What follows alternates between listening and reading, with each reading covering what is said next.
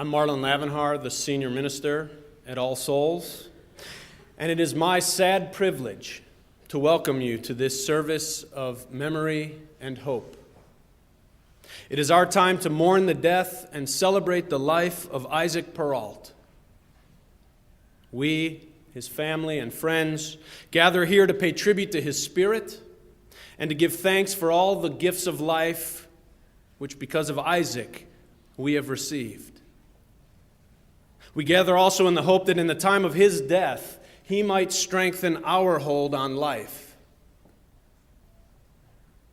It may seem strange that we should call this a celebration of life, when in the face of such a sudden and tragic and unnecessary a death, celebration may not be what we feel in our hearts at this moment.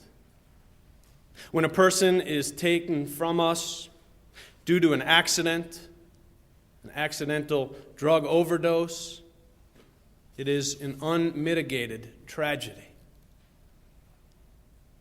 But it would be a mistake in Isaac's case to focus on a death when it is a life, a soulful, joy-filled, and passionate life which has drawn us all here today.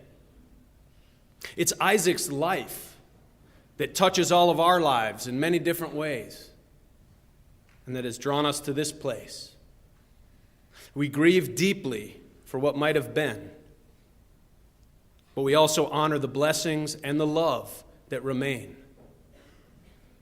So today is a time of mourning, but it's also a time of laughing.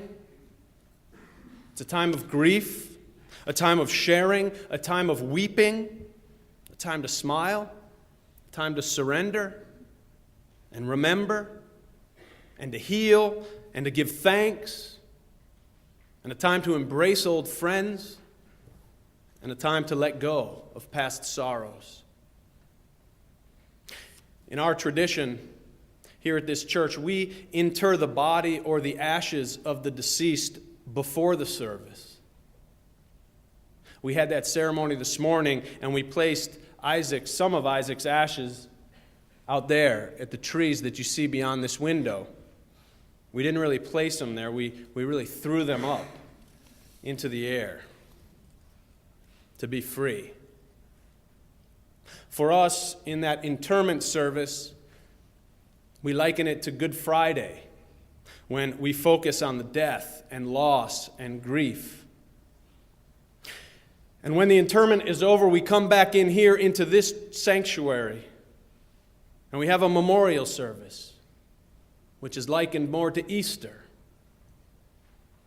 And so in a memorial service, we don't focus on the death, but we attempt to resurrect the person, so to speak, through our stories and our memories and our music.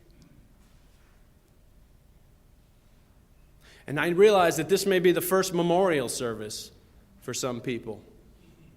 When a young person dies, it's often the first time for his friends and siblings, for some of his friends and siblings to have lost someone that they were close to.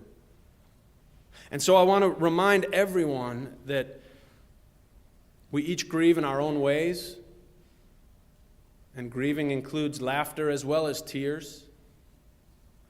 Grieving tends to come in waves, and sometimes it hits us, and then may ease up for a while and then come back with a vengeance. And we can feel a confusing mix of emotions, from anger to fear to numbness to absent-mindedness.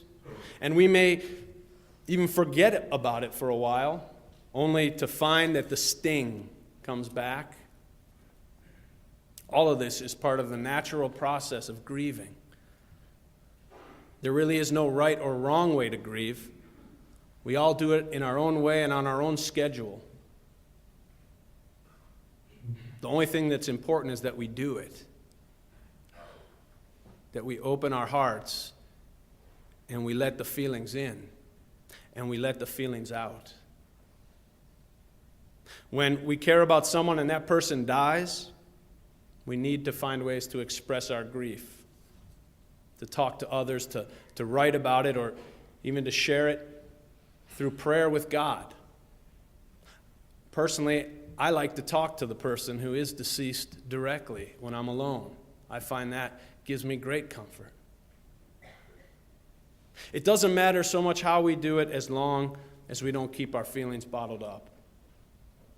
On behalf of Isaac's family, I want to thank you all for being here this morning.